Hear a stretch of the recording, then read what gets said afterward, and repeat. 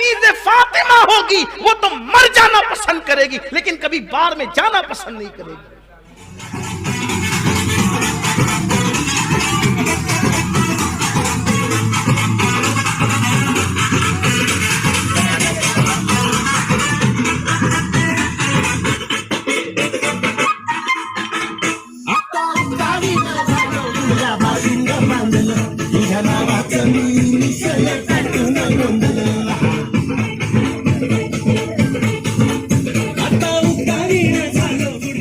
दूसरों के देखा देखी अल्लाह को मानने वाली कौम के हालात भी बदलते जा रहे हैं।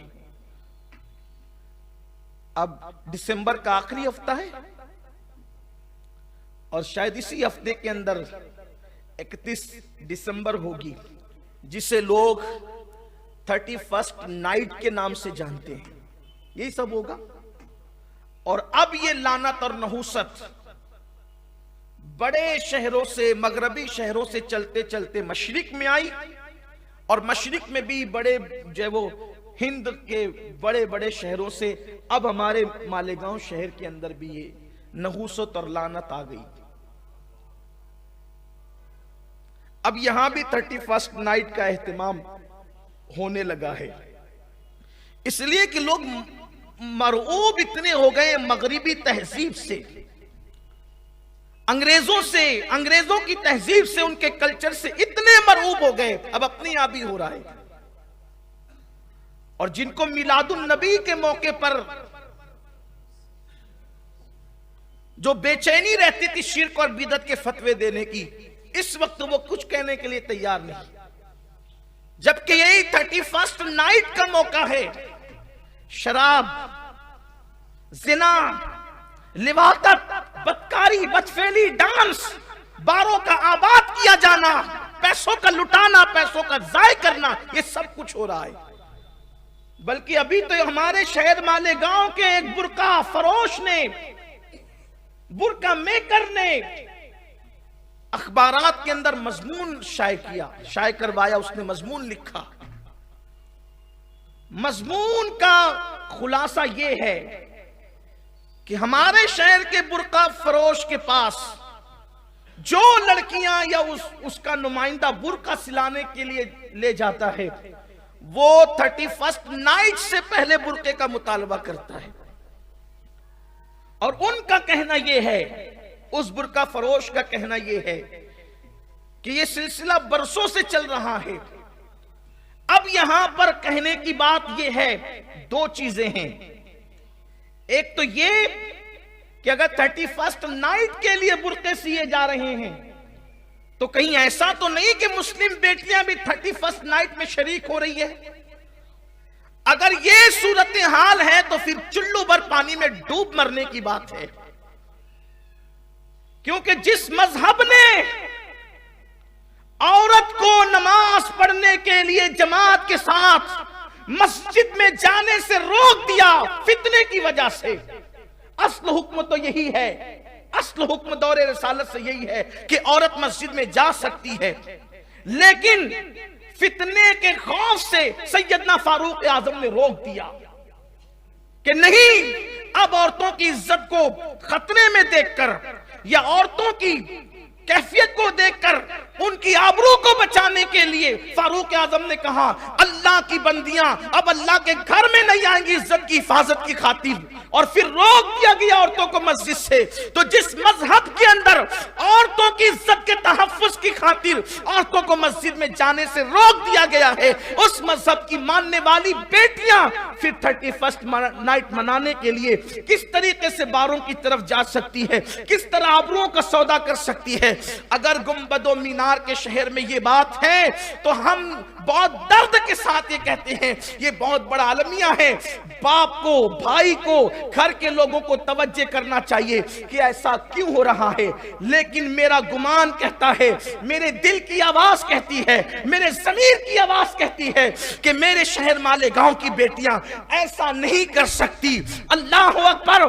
आज भी उनके अंदर ईमानी जज्बा, हया, गैरत परहेजगारी मौजूद है। तो फिर ऐसा क्या हो रहा है? तो बात यह है, जो लड़कियां मजहबी है, जो लड़कियां मसलकी है, जो लड़कियां मशरबी है, यानी दीन धर्म मसलक व मजहब से जिनका ताल्लुक है, वो कतई ऐसी नहीं है, बल्कि वो लोग जो जराइम पेशा लोग हैं, वो बुर्के को बदनाम करने के लिए, या जो मुशरिकीन हैं, जो लोग जिनका इस्लाम से ताल्लुक नहीं है, वो लोग बुर्के को बदनाम करने के लिए जब जिना के अड्डों पे जाते हैं तो बुर्के पहन करके जाते हैं। जब वो जिना के अड्डों पे जाते हैं तो बुर्के के साथ जाते हैं। उसकी वजह यह है कि एक दिन से दो शिकार हो जाए, एक तो उनका चेहरा बच जाए और दूसरा ये कि बुर्का पहनने वाली बच्चियां बदनाम हो जाए। अब ऐसी नाजुक सूरत हाल में बुर्के वाली की इज्जत भी बच जाए और ये जराइम पेशा लोग बेनकाब हो जाए, तो उसके लिए करना क्या चाहिए?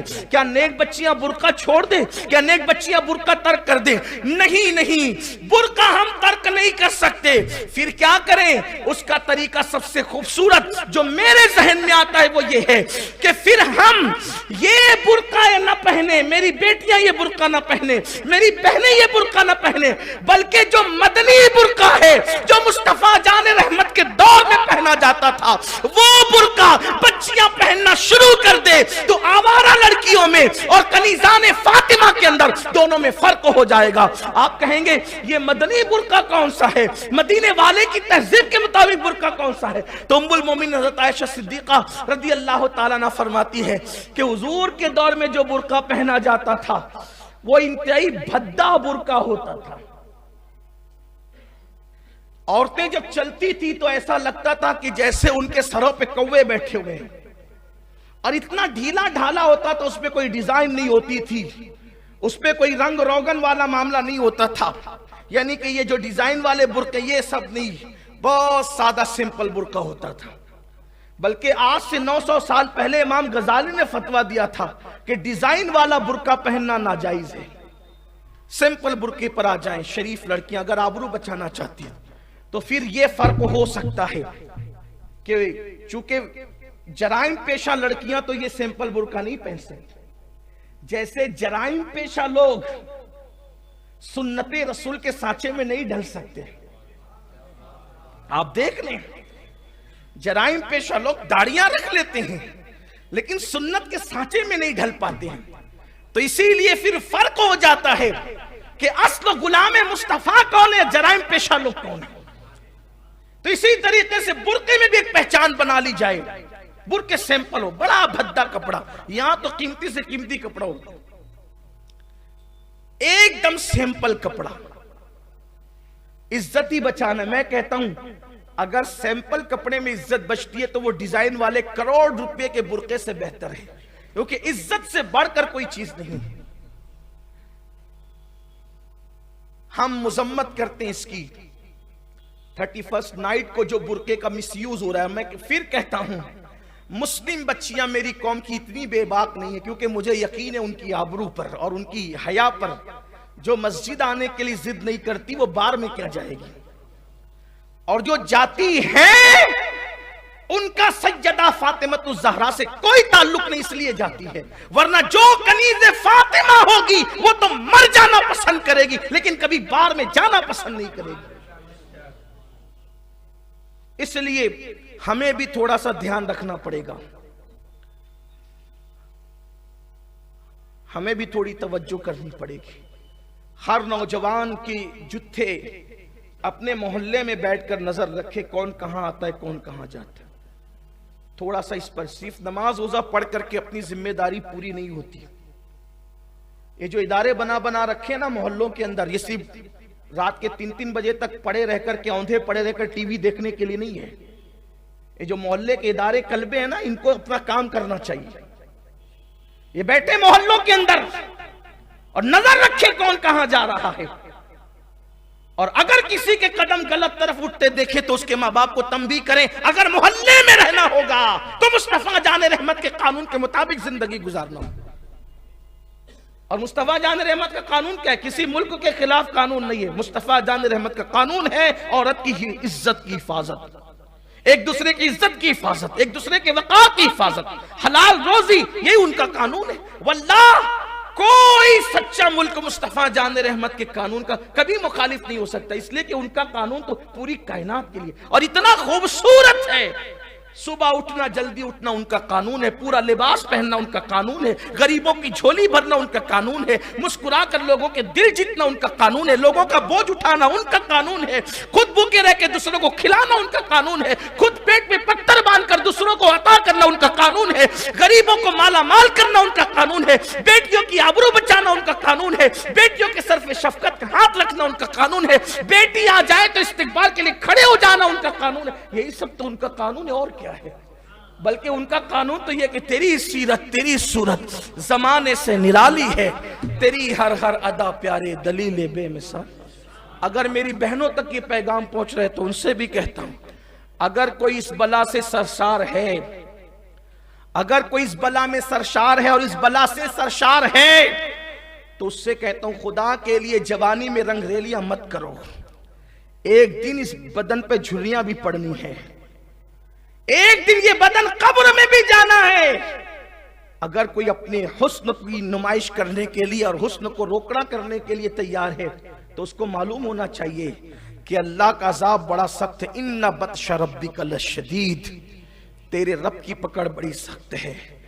जवानी के अंदर इंसान को गुलछर्रे उड़ाने में बड़ा मजा आता है, लेकिन बुढ़ापे में फिर कुत्ता भी नहीं पूछता, कुत्ते भी रुख नहीं करते। ये बात जुमला जब वो सख्त लगे तो मुझे माफ करना, नहीं रुख, कुत्ते भी रुख नहीं करते।